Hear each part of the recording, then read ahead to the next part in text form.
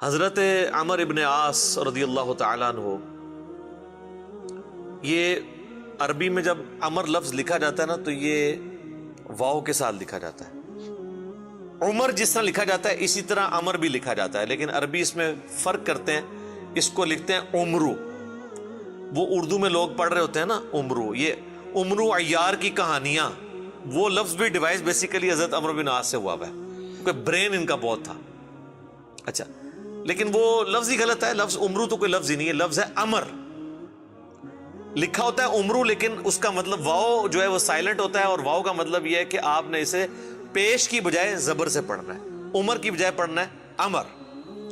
تو حضرت عمر بن عاص رضی اللہ تعالیٰ عنہ، یہ آپ سمجھ لیں کہ قریش مکہ، مشرکین عرب کے تھنک ٹینکس میں سے تھے۔ گفتگو کرنے کا بھی ان کو فن آتا تھا، اور معاملہ فہمی اور چیزوں کو ہینڈل کرنا یہ ان پہ ختم تھا، اور ینگ ایج کے اندر۔ اس کا اندازہ آپ اس بات سے لگائیں کہ جب مسلمان ہجرت کر کے نجاشی کے پاس چلے گئے تو مشرکین عرب نے اپنا سفیر بنا کر جس شخص کو بھیجا کہ وہاں پہ جا کے ایک عیسائی بادشاہ سے مقدمہ لڑ سکے اور نعوذ باللہ مسلمانوں کو وہاں سے دوبارہ ملک بدر کروایا جائے، تو جس شخصیت کا انتخاب کیا وہ عمر بن عاص تھے۔ اس وقت ظاہر وہ مسلمان نہیں ہوئے تھے۔ بہرحال وہاں پہ پھر قرآن کی طاقت کام آئی۔ حضرت علی کے جو بھائی تھے جعفر بن ابی طالب، انہوں نے سورہ مریم کی جب تلاوت کی نجاشی کے دربار میں، بسم اللہ الرحمن الرحیم، یا زکریا انا نبشرک بغلام اسمه یحیی لم نجعل له من قبل سمیا قال ربی انا یکون لی غلام وكانت امرأتی عاقرا وقد بلغت من الكبر عتیا قال كذلك قال ربك هو علي هين۔ تو پھر اللہ تعالیٰ کی گفتگو کے سامنے بڑے سے بڑا بھی کوئی سفیر ہو، اس کی زبان کا اثر تو پھر ختم ہو جاتا ہے۔ تو نجاشی کی حالانکہ عمر بن عاص سے بڑی پرسنل دوستی بھی تھی، یہ بڑے ان سے تحفے بھی ان کے لیے لے کے گئے، وہ تحفے بھی اس نے واپس کر دیے۔ وقد خلقتك من قبل ولم تك شيئا قال رب اجعل لي آية قال آيتك ألا تكلم الناس 3 ليال سويا فخرج على قومه من المحراب فأوحى إليهم أن سبحوا بكرة وعشيا يا يحيى خذ الكتاب بقوة وآتيناه الحكم صبيا وحنانا من لدنا وزكاة وكان تقيا وبرا بوالديه ولم يكن جبارا عصيا وسلام عليه يوم ولد ويوم يموت ويوم يبعث حيا۔ اس نے کہا بھائی لے جاؤ، تم سونے کے اگینسٹ بھی ان کو تولو نا تو میں تب بھی تمہیں یہ واپس نہیں کروں گا، ٹھیک ہے۔ پھر زمین سے اس نے تنکا اٹھا کے کہا کہ یہ جو سورہ مریم میں حضرت عیسیٰ کا سٹیٹس آیا نا کہ وہ اللہ کے بندے تھے، والله ما عدا عيسى ابن مريم ما قلت هذا العقد، اللہ کی قسم عیسیٰ ابن مریم ایک تنکے کے برابر بھی اس سے زیادہ ان کا مرتبہ نہیں تھا جتنا تم نے بیان کیا ہے، یعنی اس میں ہم غلو نہیں کر سکتے کہ انہیں ڈیوینٹی میں کلیم کر دیں۔ یہ سمجھدار لوگ تھے، یہ وہاں سے مایوس ہوئے۔ اسی دوران صلح حدیبیہ بھی ہو چکی تھی، مسلمانوں کی پاور تسلیم ہو چکی تھی۔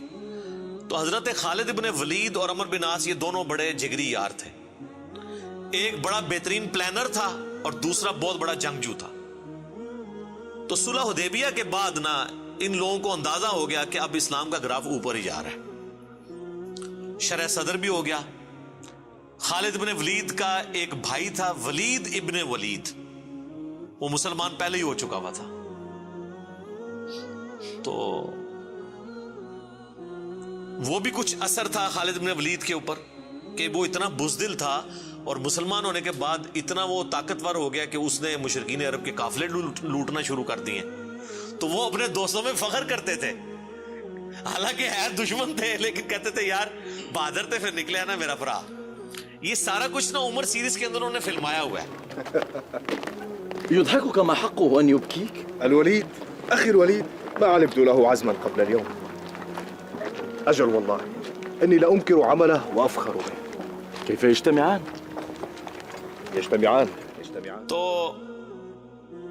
حضرت عمر بن عاص جو ہیں وہ سمجھدار آدمی تھے. انہوں نے سمجھ لیا خالد بن ولید سے ملاقات ہوئی اور بائی چانس وہ حبشہ سے آ کے مدینہ شریف جا رہے تھے اسلام قبول کرنے, اور یہ مکے سے مدینے جا رہے تھے. خالد إنك والله عمرو. راستے میں ملاقات ہو رہی اور دونوں ایک دوسرے کو بتانے کے لیے تیار نہیں ہو رہے کس لیے جا رہے ہیں. لیکن پھر جب گپ شپ ہوئی تو اندازہ ہوا, تو حضرت خالد نے کہا کہ بھئی مجھے لگتا ہے کہ یہ اللہ کے پیغمبر ہیں, اللہ کی غیبی تائید ہے ان کے ساتھ. أجب أنت ما أخرجك يا أبا عبد الله. والله لقد استقام المنسم وإن الرجل لنبي أذهب إليه فأسلم. وذلك الذي أخدمني. تو عمر بن عاص کہتے ہیں کہ مجھے بھی لگتا ہے ایسے. تو پھر کیا ارادہ ہے؟ تو کہتے ہیں ہم ان کی بیعت کر لیتے ہیں, اسلام قبول کر لیں. تو پھر انہوں نے اسلام قبول کیا. پھر نبی علیہ السلام نے ان کے ساتھ بڑی شفقت بھی فرمائی. کئی ایک چھوٹی مہمات کے اوپر بخاری مسلم میں آتا ہے کہ عمر بن عاص کو آپ نے کسی ایک خاص لشکر کا امیر بھی بنا کے بھیجا. اور پھر سیدنا عمر کے دور میں جنگ یرموک کے اندر بھی یہ جو بڑے بڑے چند کمانڈر جو تھے حضرت ابو عبیدہ ابن جرح کے ساتھ, ان میں عمر بن عاص بھی شامل تھے. جنگ یرموک انہوں نے لڑی ہوئی ہے, رومن امپائر کے خلاف جو فیصلہ کن جنگ تھی. اس کے بعد پھر جب مصر کے فتح کرنے کی باری آئی تو مصر کے اوپر تو حضرت عمر بن عاص کو ہی بھیجا تھا حضرت عمر نے. تو یہ فاتح مصر بھی ہیں. سعد ابن ابی وقاص فاتح ایران ہیں اور یہ ہے فاتح مصر. اور جنگ یرموک میں بھی ابو عبیدہ ابن جرح کے ساتھ یہ رہے ہیں رضی اللہ عنہم اجمعین وعلیہم السلام اجمعین. تو یہ ان کی زندگی کے اندر یہ اتار چڑھاؤ والا معاملہ رہا. لیکن پھر وقت گزرنے کے ساتھ پھر بعض اوقات انسان کے اوپر ایسے معاملات زندگی میں آ جاتے ہیں. ہم کیوں بار بار بات کرتے ہیں کہ ربنا لا تزغ قلوبنا بعد اذ ہدیتنا وہب لنا من لدنک رحمہ انک انت الوہاب. آمین. ڈر تو لگا رہنا چاہیے ہر وقت. وہ مشہور حدیث جو بخاری اور مسلم دونوں میں ہے, میں یقین کریں جب بھی وہ حدیث پڑھتا ہوں نہ کانپ اٹھتا ہوں. عقبہ بن عامر کہتے ہیں کہ نبی علیہ السلام نے اپنی وفات سے 1 مہینہ پہلے غزوہ احد کے شہداء کے قبرستان میں جا کے نماز جنازہ پڑھی اور وہیں پر ہمیں خطبہ دیا. اچھا, اس حدیث کے اینڈ پہ بڑے دردناک الفاظ ہیں. عقبہ بن عامر کہتے ہیں یہ آخری دفعہ میں نے نبی علیہ السلام کا دیدار کیا تھا, اس کے بعد میں نے حضور کو کبھی نہیں دیکھا. عقبہ بن عامر کہتے ہیں یہ والا جو خطاب ہوا تھا غزوہ احد کے شہداء کے اوپر, تو اس میں آپ علیہ السلام نے فرمایا کہ دیکھو مجھے اپنے بعد تم سے یہ خطرہ نہیں ہے کہ تم شرک میں مبتلا ہو جاؤ, مگر مجھے ڈر ہے کہ تم دنیا کے مال میں پھنس جاؤ گے, پھر ایک دوسرے کو قتل کرو گے جس طرح اگلی قوموں نے کیا, اور تم بھی تباہ و برباد ہو جاؤ گے جس طرح اگلے. یہ پچھلے دنوں میری ایک ویڈیو بھی ریکارڈ ہوئی ہے, مجھے تم سے شرک کا خدشہ نہیں. یہ حصہ نکالا ہوا اس میں سے. سر اس حدیث میں جو سوز و گداز تھا وہ آپ کو سمجھ ہی نہیں آیا وہ کیا تھا.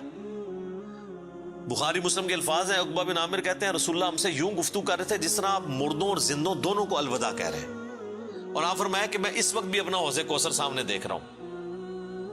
یعنی اللہ تعالیٰ نے آپ کو وہ سب کچھ سامنے دکھا دیا, اور میں تمہارا پیش رو ہوں, میں آگے جا رہا ہوں, تم نے میرے پیچھے آنا ہے. آپ ڈرا رہے تھے. تو اور وہی ہوا کہ نبی علیہ السلام کی وفات کے بعد پھر دنیا کی محبت کے غلبے کی وجہ سے بنو امیہ نے جو کام کیے, اور پھر جنگ جمل صفین اور نہروان, یہ ایک دردناک چیز ہے. یوٹیوب پہ میری کئی ایک ویڈیوز اس کے اوپر ریکارڈنگ ہے. اس حدیث میں بہرحال یہ آپ چیز نوٹ کریں کہ نبی علیہ السلام نے یہ خطبہ مسجد نبوی میں دینے کی بجائے قبرستان میں کیوں دیا ہے؟ اس کی 2 ریزنز تھی. اس لیے کہ وہ قبرستان تھا غزوہ احد کے میدان میں, جہاں پر ایک واضح فتح مال غنیمت سمیٹنے کی وجہ سے شکست میں بدل گئی تھی. حالانکہ رسول اللہ موجود تھے, لیکن دنیا کی محبت کا تھوڑے سے غلبے نے رسول اللہ کی موجودگی کی بھی پرواہ نہیں کی اللہ نے، اور فتح کو شکست میں بدل دیا۔ تو آج تو رسول اللہ موجود بھی نہیں ہے، ہمیں آپ کی دعاؤں کا بھی وہ حصہ نہیں ہے جو صحابہ کو نصیب تھا صلی اللہ علیہ وآلہ وسلم رضی اللہ عنہم اجمعین۔ اور دوسرا نبی علیہ السلام یہ میسج دینا چاہ رہے تھے کہ غزوہ احد میں وہ لوگ اس قبرستان میں دفن ہیں جنہوں نے محنتیں کی ہیں اور پھل ملنے سے پہلے ہی وہ اسی فقر کی زندگی میں دنیا سے چلے گئے۔ حضرت حمزہ ابن عبد المطلب نے تو اسلام کا گولڈن پیریڈ نہیں دیکھا نا، ان تو قربانیاں دی ہیں نا۔ آپ اس سے اندازہ لگائیں، یہ میرا اجتہاد ہے اور یہ درست ہے کہ اگر رسول اللہ کی وفات کے وقت حضرت حمزہ زندہ ہوتے تو پہلے خلیفہ وہ بنتے، کیونکہ غزوہ بدر اور احد کے اندر نبی علیہ السلام نے آرمی چیف ان کو بنایا تھا، ابو بکر عمر عثمان و علی ان کے انڈر تھے۔ تو حمزہ بن عبد المطلب تو شہید ہوئے احد میں، ان کی لاش کا مسئلہ ہوا۔ نبی علیہ السلام نے یہ بھی میسج دیا کہ یہاں پہ، اور پھر وہاں تو اتنی دردناک حدیثیں ہیں بخاری مسلم میں کہ کفن کے لیے بھی کپڑا نہیں تھا، سر چھپاتے تھے تو پاؤں ننگے ہو جاتے تھے کہ یہ صاحب کے، پھر گھاس ڈال کے ایک قبر میں کئی مردے دفنائے گئے۔ تو نبی اسلام یہ بھی میسج دے رہے تھے، کیونکہ آپ کو تو اللہ نے دکھا دیا نا۔ اسی حدیث بخاری مسلم میں آتا ہے کہ اللہ تعالیٰ نے زمین کے خزانوں کی چابیاں مجھے دے دی ہیں، اور جو بریلوی کہتے ہیں کہ حضور ہی سب کچھ بانٹ رہے ہیں، خدا کا نام ہے۔ اور میرے بھائی وہ بخاری مسلم میں باقی حدیث میں موجود ہے، وہ زمین کے خزانے رومن اور پرشین امپائر کے خزانے ہیں جو صحابہ نے فتح کرنے تھے، بیت المال میں آ کے جمع ہونے تھے۔ یہ تھا اس سے مراد کہ مجھے اللہ تعالیٰ نے عطا فرمائی ہے، مجھے اللہ تعالیٰ نے دکھا دیا ہے کہ میری امت کہاں تک پہنچے گی۔ وہ کئی ایک حدیث آپ کو مشکات کی نا 30 جلد میں نبی علیہ السلام کے فضائل کے چیپٹر میں وہ مل جائے گی۔ کئی لوگ ہمیں ای میل بھی کر رہے ہوتے ہیں، یہ حضور کو جو چابیاں دی گئی ہیں تو پھر اب جس کے پاس چابی ہے اس سے ہی مانگنا چاہیے۔ وہ یہ تھا، ٹھیک ہے، کہ وہ رومن اور پرشین امپائر کے خزانے مسلمانوں کو ملے۔ تو بہرحال اسی کی ایگزیکیوشن بعد میں ہوئی ہے، اور حضرت عمر بن عاص بھی اس، یعنی آپ سمجھ لیں سسٹم کا کسی درجے تک حصہ بنے، اور یہ میں ان پہ کوئی فتویٰ نہیں لگا رہا، وہ خود مانتے تھے کہ میرے ساتھ ایسا معاملہ ہوا۔ مجھے حضرت عمر بن عاص سے یہ چیز یاد آئی، بڑی رکت انگیز حدیث ہے جس میں ان کے قبول اسلام کا واقعہ بھی ہے۔ صحیح مسلم میں کتاب الایمان چیپٹر میں شروع ہی میں 321 نمبر حدیث ہے، انٹرنیشنل نمبر کے مطابق، اور میرے یہ جو کربلا والا ریسرچ پیپر جس میں میں نے 200 احادیث جمع کی ہیں، اس کے اندر بھی آپ کو مل جائے گی۔ جنگ صفین کے حوالے سے میں وہ حدیثیں لے کے آیا ہوں۔ صحیح مسلم میں 321 نمبر۔ حضرت عمر بن عاص کی موت کا وقت جب قریب آتا ہے تو وہ دیوار کی طرف منہ کر کے رونا شروع کر دیتے ہیں۔ سر موت کے وقت انسان کو پھر اپنی زندگی میں کی ہوئی غلطیاں یاد آ جاتی ہیں۔ تو ان کا بیٹا ان کو تسلی دیتے ہوئے کہتا ہے کہ ابا جان، آپ تو نبی علیہ السلام کے قریبی ساتھیوں میں سے تھے، آپ نے رومن امپائر کی جنگیں لڑی ہوئی ہیں، جنگ یرموک، جہاد میں آپ شامل رہے ہیں، اتنے اتنے بڑے فضائل ہیں آپ کے لیے۔ تو حضرت عمر بن عاص اسے ٹوکتے ہیں، وہ کہتے ہیں کہ تم نے ایک فضیلت تو چھوڑ دی جو سب سے بھاری تھی ہمارے نزدیک، یعنی صحابی ہونے سے بھی بھاری فضیلت اس اعتبار سے، اور وہ ہے اس بات کی گواہی دینا کہ اللہ کے سوا کوئی معبود نہیں اور محمد اس کے رسول ہیں صلی اللہ علیہ وآلہ وسلم۔ تو انہوں نے کہا تم نے یہ چیز چھوڑ دی ہے، اصل چیز تو یہ ہے، ہاں جب یہ چیز حاصل ہو جائے پھر صحابی ظاہر ہے ایک بہت بڑی فضیلت ہے، لیکن صحابی بنتا ہی وہ ہے جو پہلے اس کلمے کا اقرار کرے۔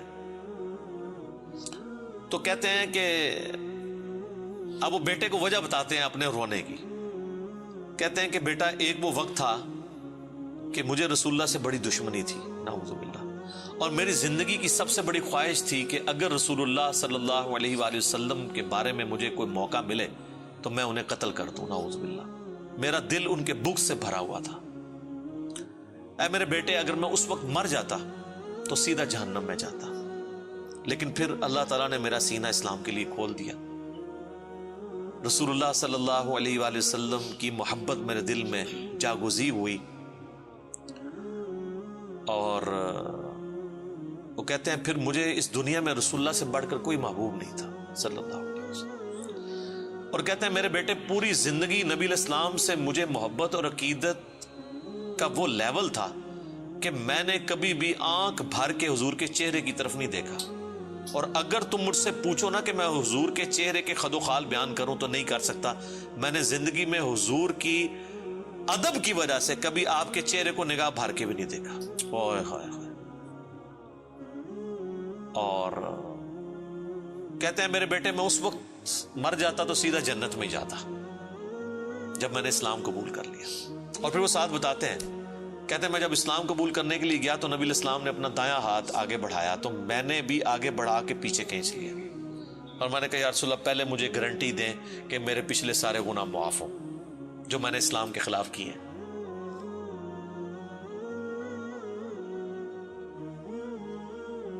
یا رسول اللہ اشہد ان لا الہ الا اللہ وانک رسول اللہ وإني أسألك مثل الذي سأل خالد فادع لنا صلی اللہ علیہ. تو نبی علیہ السلام نے فرمایا کہ اے عمر کیا تجھے نہیں پتا کہ اسلام سابقہ کے سارے گناہوں کو معاف کر دیتا ہے, مقبول حج سابقہ کے سارے گناہوں کو معاف کر دیتا ہے, اور اللہ کی راہ میں ہجرت کرنا سابقہ کے سارے گناہوں کو معاف کر دیتا ہے. حضور نے میرے گناہوں کی معافی کی گارنٹی لی, میں نے اسلام قبول کیا. اے میرے بچے اگر میں اس وقت مر جاتا تو سیدھا جنت میں جاتا. لیکن پھر میری زندگی میں ایک تیسرا وقت آیا, پھر مجھ سے وہ کچھ ہوا جو نہیں ہونا چاہیے تھا. یہ حدیث مسند احمد کے اندر بھی موجود ہے, صرف صحیح مسلم میں نہیں ہے. اس میں تو خیر اور بہت سارے الفاظ ہیں, وہ میں بعد میں وہ طریق بیان کرتا ہوں. کہتے ہیں بہرحال پھر مجھ سے جو کچھ ہوا, اب میں اللہ سے امید کرتا ہوں کہ اللہ تعالیٰ مجھے معاف کرے گا, آمین. جب میں مر جاؤں تو میری قبر کے ساتھ, میری لاش کے ساتھ, میت کے ساتھ کوئی آگ نہیں ساتھ لے کر جانی, اور نہ کوئی نوحہ کرنے والی عورت ساتھ لے کے جانی ہے. اور مجھے دفنانے کے بعد میری قبر کے اوپر پانی چھڑک دینا, جس طرح نبی علیہ السلام کی سنت ہے کہ آپ دفنانے کے بعد پانی چھڑکتے تھے. اور اس کے بعد میری قبر پہ اتنی دیر موجود رہنا جتنی دیر ایک اونٹ کو نہر کر کے اس کا گوشت تقسیم کیا جاتا ہے, یعنی کم از کم 2 گھنٹے تک, تاکہ میں اپنی قبر سے مانوس ہوں اور دیکھو میں اللہ کے بھیجے ہوئے فرشتوں کو پھر کیا جواب دیتا ہوں. یعنی اس سے حضرت عمر بن عاص نے یہ بھی عقیدہ دیا کہ اسی زمینی قبر کے اندر حساب و کتاب ہوتا ہے, لیکن اس کو کوئی دیکھ نہیں سکتا. یعنی اگر ایگزیکٹ آپ کیمرہ فٹ کر دیں تو یہ جو کیپٹن عثمانی برزخی گروپ جو لوگ کہتے ہیں نا وہ کہیں اور قبر ہوتی ہے, تو حضرت عمر بن عاص کا یہ عقیدہ نہیں تھا. یہ حدیث ان کے گلے کا کانٹا ہے, جب وہ ہم پیش کرتے ہیں وہ کہتے ہیں عمر بن عاص کا تو ذہنی توازن آخری وقت میں بگڑا ہوا تھا, وہ تو بہکی بہکی باتیں کر رہے تھے, کیونکہ ان کے لیے تو وہ جو بھی باتیں حضرت علی کی فیور میں جائیں وہ بہکی بہکی ان کو لگتی ہیں نا. میں کہتا ہوں ان کا دماغ جتنا موت کے وقت کام کیا ہے نا پہلے نہیں کیا تھا, کیونکہ وہ تو اس وقت ہی ان کو احساس ہوا ہے. اس طرح کو پوری اپنی لائف سٹوری سناتا ہے جس کا دماغ چلا ہوا ہو, کدھر سے شروع ہے اور کدھر تک پہنچا ہے.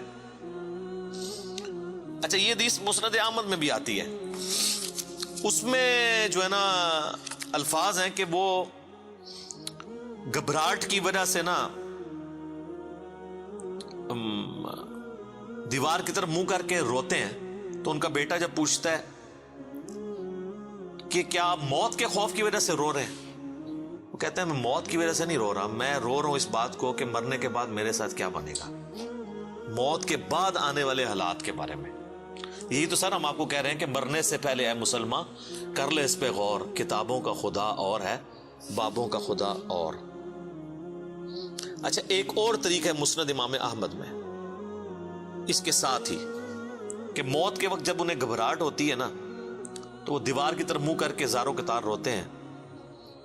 تو ان کا بیٹا کہتا ہے کہ ابا جی آپ رو رہے ہیں, آپ کو تو نبی علیہ السلام اتنی محبت کرتے تھے, آپ کو ذمہ داریاں دیتے تھے, آپ نے جنگیں لڑی, آپ نے رومن امپائر کے خلاف جنگ یرموک لڑی, تو حضور کو تو آپ کو بڑی اہمیت دیا کرتے تھے. سر اس پہ آپ ذرا جواب سنیں عمر بن عاص کا.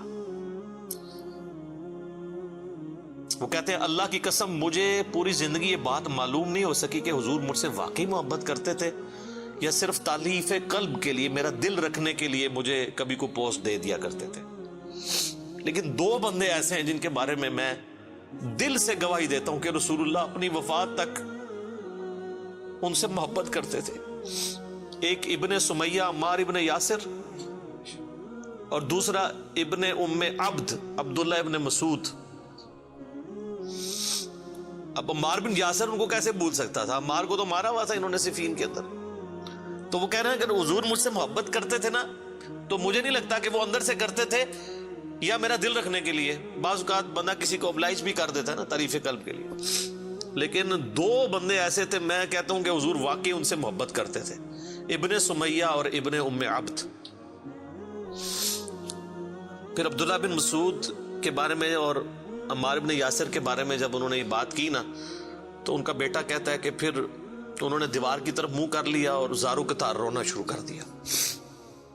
اور پھر ساتھ ساتھ یہ بول رہے تھے کہ اے اللہ، تو نے ہمیں جن باتوں کا حکم دیا ہم نے وہ کام چھوڑ دیے، اور تو نے ہمیں جن چیزوں سے منع کیا تھا ہم وہ کام کرتے رہے.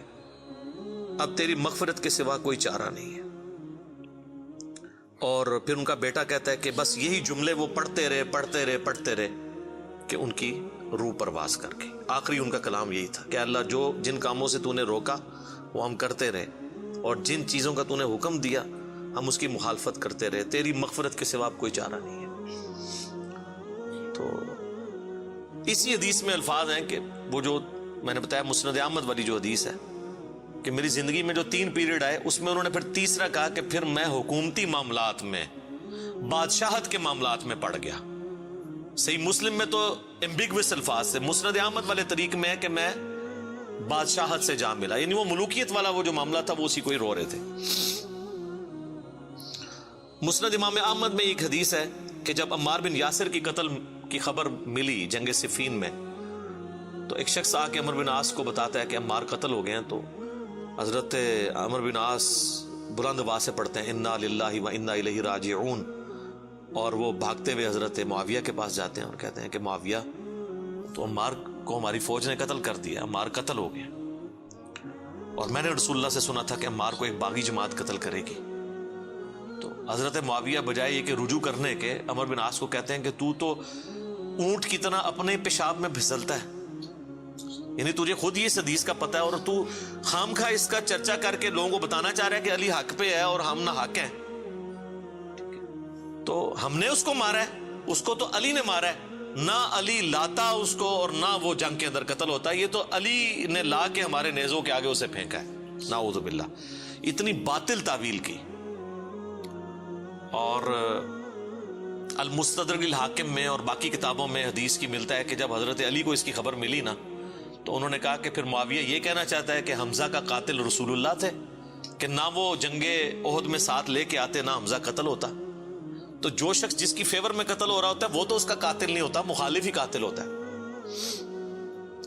تو پھر مسند احمد میں ایک اور حدیث ہے کہ عمار کے قتل ہونے کی جب خبر پہنچتی ہے نا، تو حضرت عمر بن عاص کہتے ہیں کہ میں نے خود رسول اللہ سے سنا تھا کہ عمار کو باغی جماعت قتل کرے گی، اور عمار کا قاتل اور مال لوٹنے والا آگ میں ہے.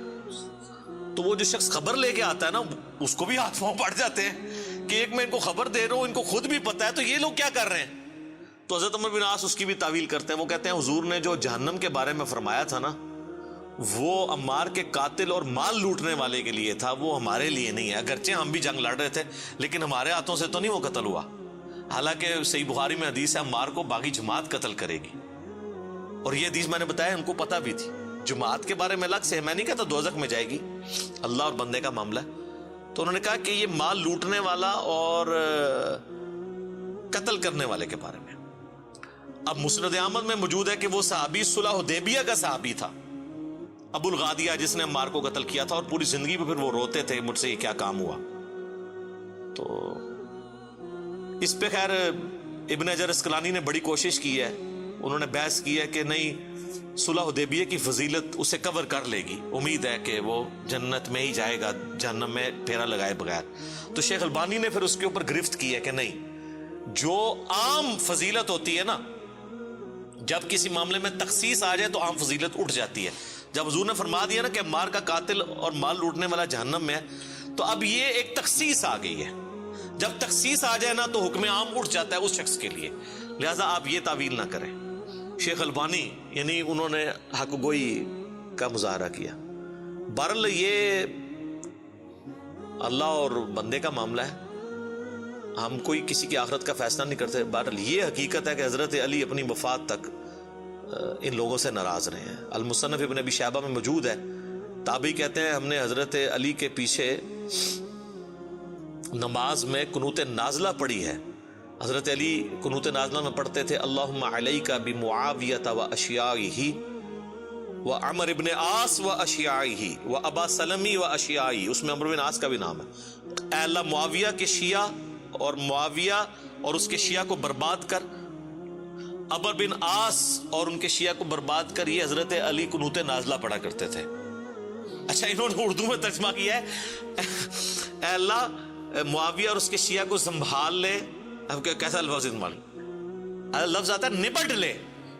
وہ آپ کہیں گے سنبھال مطلب ہے کہ انہوں نے سام، تو وہ تعویل کریں گے. تو میں نے اس لیے ترجمہ کیا تباہ و برباد کر، کیونکہ یہ علیکہ کے ساتھ جب بات کی جاتی ہے نا تو یہ آپ قنوت نازلہ پڑھ رہے ہوتے ہیں نا یہود و نصارہ کے اوپر بھی، تو اس میں بھی اللہم علیکہ یہ تو نہیں تھا ان کو سنبھال لے. سنبھال لیتے سانو ہی اللہ سانو سنبھال رہا تھے یار. تو وہ ترجمہ ایسا کرتے ہیں کہ وہ اس کو نا بدل دیتے ہیں. بہرحال آج کی ڈیٹ میں ہم تو یہی کہیں گے کہ حضرت عمر بن عاص رضی اللہ تعالیٰ عنہ کا موت کے وقت رونا اور اللہ کی طرف رجوع لانا، اللہ تعالیٰ ان کی غلطیوں کا کفارہ اس کو بنائے. باقی انشاءاللہ تعالیٰ ایک تو چیز ہے، حضرت عمر بن عاص کے لیے مجھے مولا علی سے ایک گارنٹی مل گئی ہے.